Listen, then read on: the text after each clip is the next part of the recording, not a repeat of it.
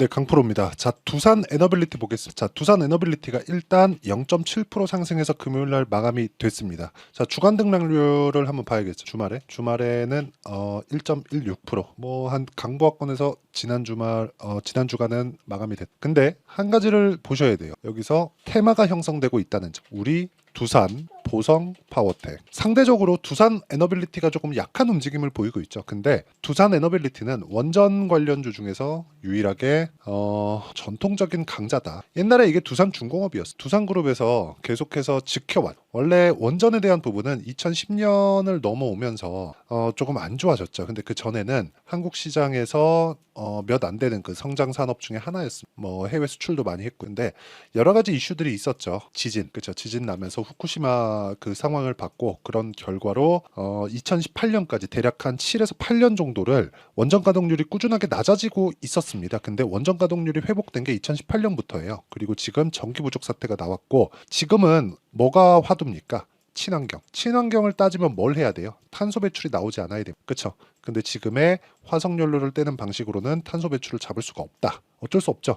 2050년도를 기점으로 해서 거의 뭐 지구상에 있는 거의 대부분의 기업들, 산업군이 어느 정도 형성되어 있는 대부분의 이 국가들이나 기업군들은 모두 탄소 중립을 실행을 한다고. 그리고 뭐 흔히 얘기하는 아리백이나 그런 부분도요. 지금 보면 어떤 식으로 진행되는지 아실 겁니다. 애플 같은 경우에도 아리백에 대한 그 달성 여부를 굉장히 중요한 요소로 삼고 있고요. 그러니까 이름만 들으면 알만한 기업들은 뭐 강제하는 사항은 아니나 아리백에 대한 부분이 굉장히 집중적으로 하고 있습니다. 근데 그러려면 정부 지원이 조금 있어야 돼요. 에너지 쪽은 어쩔 수 없이 정부에서 통제하고 관장하는 거기 때문에 정부 지원이 있어야 됩니다. 그게 미국도 마찬가지다. 즉 정부에서 승인하지 않는 무언가는요, 절대로 지을 수 없는 게 원자력 발전소. 자, 그러면 이런 구간이 지금 왜 이렇게 부각을 받는지 그 내용에 대해서 이야기를 드릴 텐데, 그 전에 제가 이 얘기를 드릴 거예요. 주식시장은 미래 가치를 가격이 먼저 반영하면서 주가가 올라간다고 이해를 하시면 됩니다. 근데 이 구간에서 우리가 알아야 되는 건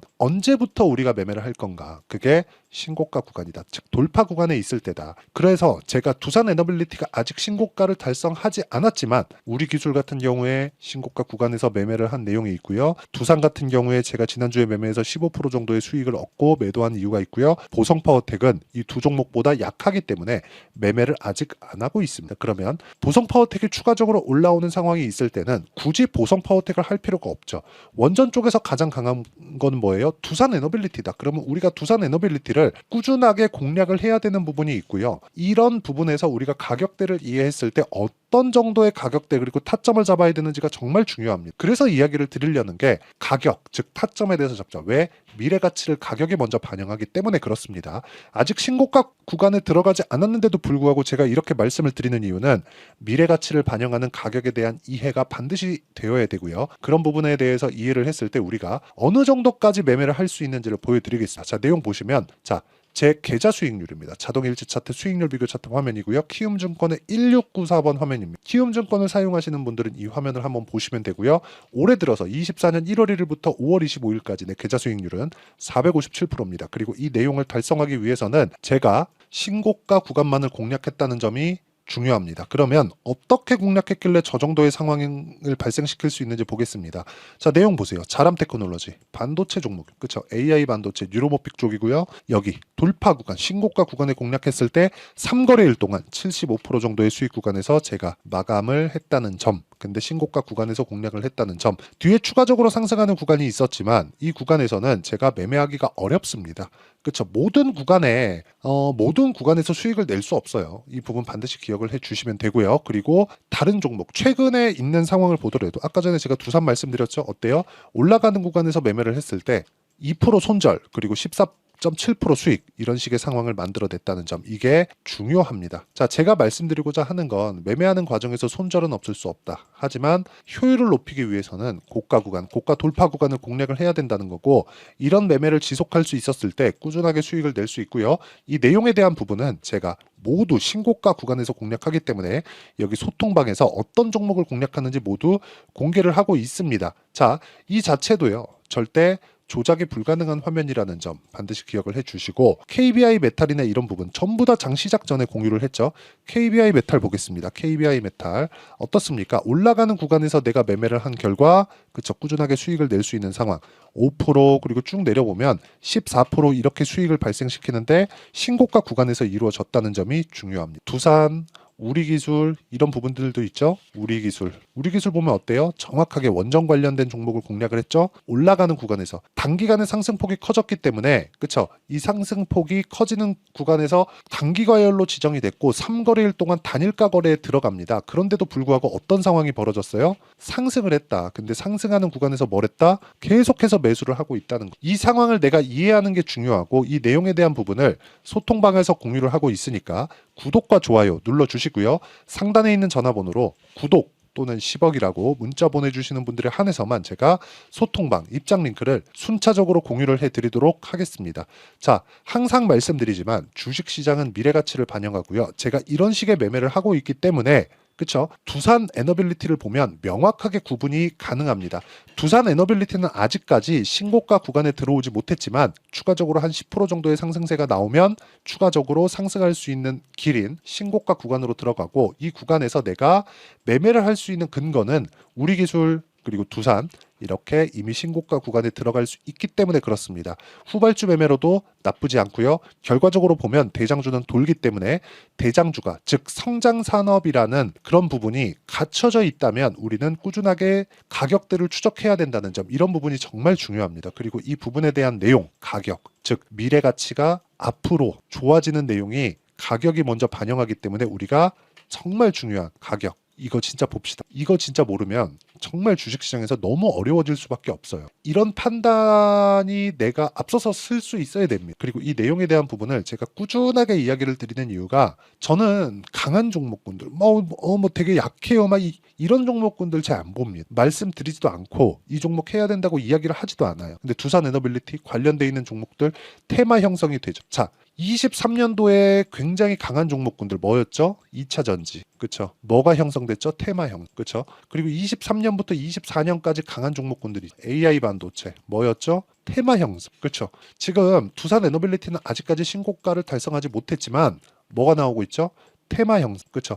이 테마가 구성되는 과정에서 조정 구간도 있습니다. 그건 이격 조정 구간에 대한 판단을 내가 할 수 있어야 돼요. 그리고 그 이격 조정 구간에 대한 판단, 즉 눌림목 구간을 내가 어떻게 봐야 되는지, 그리고 반등 확인 구간에서 내가 어떻게 판단해야 되는지는 아까 전에 말씀드렸습니다. 여기 소통방에서 모두 공유를 해드리고 있고, 모두 장 시작 전에 8시 54분, 8시 54분 다 장 시작 전에 공유를 해드리고 있는데, 두산 에너빌리티 같은 경우에는 여기 지금 정배열 구간으로 바뀌었고요. 21선과의 이격을 좁히는 과정에서 약간의 고가 저항을 받고 있는 것이다. 고가를 돌파한 이후에는 당연히 소통방에서 제가 실시간 타점을 공유해 드리도록 할 테니까 상단에 있는 전화번호로 구독 또는 10억이라고 문자 보내주시면 되고요. 이런 식으로 가격대를 잡는 그 내용에 대한 부분이 있을 겁니다. 그 내용에 대한 부분은 원리라고 보시면 되고요. 여기 두산 에너빌리티의 가격과 단기 보유 전략. 그렇죠? 단기는 2주입니다. 2주 동안 내가 어떻게 가격을 잡아야 수익 전환을 시킬 수 있겠는가, 그 내용에 대한 부분이고요. 무엇보다 중요한 내용은요, 미래 가치를 반영하는 주식시장의 특성을 이해했을 때 내가 꾸준하게 수익을 낼 수 있는데 그 시작점이 가격이라는 거고, 가격이 올라가야 되니까요. 그리고 나서 내가 효율적으로 어떻게 2주 안에 수익 전환을 시키겠는가, 그 내용입니다. 그리고 이 내용을 토대로 어떤 식으로 매매가 진행되는지 아까 전에 보여드렸지만 두산 에너빌리티의 고가 돌파 이후의 타점을 제가 문자로 공유를 해드리도록 할 테니까 상단에 있는 전화번호로 두산 또는 두산 에너빌리티라고 문자 보내주시는 분들에 한해서만 단기 보유 전략 그리고 실시간 타점을 문자로 공유를 해드리도록 하겠습니다. 자, 내용 정리하면 그렇습니다. 두산 에너빌리티는 이제 시작점도 아직 오지 않았다. 하지만 관련주들의 움직임을 봤을 때 꾸준하게 상승할 수 있는 환경이 갖춰져 있고, 그렇죠? 그리고 테마 형성이 되어 있다는 점, 이런 부분이 정말 중요하고요. 이런 부분을 어떻게 판단하고 내가 어떻게 이어갈지에 대한 내용을 다 이해를 시켜드리도록 할 테니까 영상 끝까지 시청하시고요. 모든 분들이 성공 투자하셨으면 참 좋겠습니다. 자, 24년도가 돼도 여전히 시장은 녹록지 못합니다. 이런 상황이 벌어지는 건 어쩔 수 없습니다. 이런 상황에서도 수익이 나는 종목들의 구조는 변하지 않습니다. 즉 대시세 종목에 대한 구조는 변하지 않는다는 거고, 실제 제가 소통방에서 지속적으로 이야기를 드리고 있는 내용도 대시세 종목이나 시장 주도주를 공략하는 건 철저하게 가격 분석을 하라고 이야기를 드리고, 가격 분석 이후에는 이슈에 대한 파악, 그리고 이슈를 파악하고 나서는 다시 내가 얼마에 매수할지 그 타점에 대한 부분을 지속적으로 언급을 하고 있습니다. 자, 근데 생각해 보세요. 시장이 굉장히 어려웠습니다. 어려운 상황에서의 어떤 종목들이 강했냐 보면 반도체와 그리고 바이오입니다. 자, 실제 여기 보면요. HLB에 제가 실제 매매한 내용을 띄워놓고 보여드리고 있는데, 1월 22일부터 매매를 시작해서 4일 동안 31%의 수익 마감이 됐고요. 그리고 여전히 신고가 종목입니다. 자, 그리고 그 다음 어보브 반도체, 이름을 보시다시피 반도체 종목이죠. 그리고 AI 반도체는 지속적으로 강세를 보이고 있습니다. 이 종목도 신고가를 먼저 달성한 이후에 제가 21%의 단기간에 21%의 큰 수익을 내고 마감이 됐습니다. 다시 재공략을 준비하고 있고, 이런 부분은 소통방에서 다 공유를 해드립니다. 자, 그리고 코세스. 자, 코세스 같은 종목도 당연히 그쵸, 신고가 종목이고요. 그리고 반도체 종목입니다. 이 종목도 영업일 기준에서 이틀 동안 대략 한 15%의 수익 마감이 됐습니다. 내용을 한번 보시면 어떻습니까? HLB를 포함해서 뭐 30%, 20%, 뭐 15% 이런 식의 수익이 지속적으로 발생하고 있는데, 이 세 종목 모두 다 신고가 종목이고 1월 달에 시장이 약세를 보이고 있는 구간에서도 강했었던 그런 종목입니다. 특징점이 하나 있는데, 그 이슈에 앞서서 가격이 먼저 반영했다는 거죠. 그렇게 제가 가격을 먼저 보고 이슈에 대해서 파악하는 이유는 결과적으로는 큰 시세를 먹기 위한 사전 준비 작업입니다. 실제로 큰 시세를 먹기 위해서 사전 준비 작업을 했을 때 여기 레인보우 로보틱스 127%, 그리고 ISC 98%, 그리고 한미반도체 97%의 큰 수익을 내는 상황을 만들 수 있습니다. 어떤 식으로 소통방에서 진행됐는지, 그쵸? 그 상황을 제가 이야기를 드린 건데, 이런 상황도요, 당연히 신고가를 공략했을 때 가능한 겁니다. 자, 그러면 이번에도 마찬가지입니다. 그쵸? 정부 주도의 코리아 디스카운트 해소 방안이 2월 달에 발표를 하고요. 그리고 2월 달에 발표된 내용을 토대로 주가가 움직이는 게 아니라 이미 움직인 내용이 있죠. 실제 이 내용은 크게 중요한 게 아니라는 겁니다.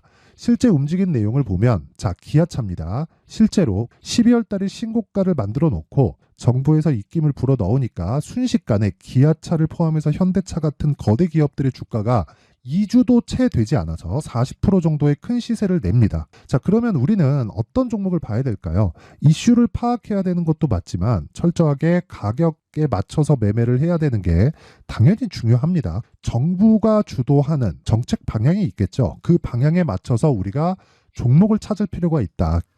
자, 그러면 답이 나왔습니다. 정부가 주도하는 방향에 맞춰서 제2의 기아차를 찾는 게 지금은 중요하다. 근데 정부 정책의 방향에 맞게 가자. 그랬을 때 앞서서 제가 보여드렸었던 내용인 여기 레인보우 로보틱스 127%, 그리고 ISC 98%, 그리고 한미반도체 97%와 같은 수익을 낼 수 있습니다. 물론 시간에 대한 부분은 최소 2주의 시간이 필요하고요. 그리고 최장 3개월 안에 끝내야 됩니다. 자, 기아차의 시세를 보셨던 것과 같이 2월 달에 정부 정책의 방향이 결정되고요. 바로 3월 달이면 시행입니다. 자, 그러면 우리는 거기에 맞춰서 당연히 종목을 찾아야 되고, 제가 제2의 기아차를 찾아놨습니다. 제가 아까 전에 소통방에서 이야기를 드렸었던 내용 다 공개를 해드렸는데, 그 내용처럼 종목만 받고 싶다 하시는 분들은요, 상단에 있는 제 전화번호로 대시세, 자, 대시세라고 문자를 보내주시면 정부 정책의 방향에 맞는 종목을 모든 분들에게 무료로 공개를 해드리도록 하겠습니다. 자, 제가 원하는 건 채널 성장이 목적입니다. 자, 그래서 구독과 좋아요 꼭 좀 부탁드리고요. 모든 분들이 정부 정책에 맞는 방향으로 매매를 이어가서 큰 수익 보셨으면 좋겠습니다.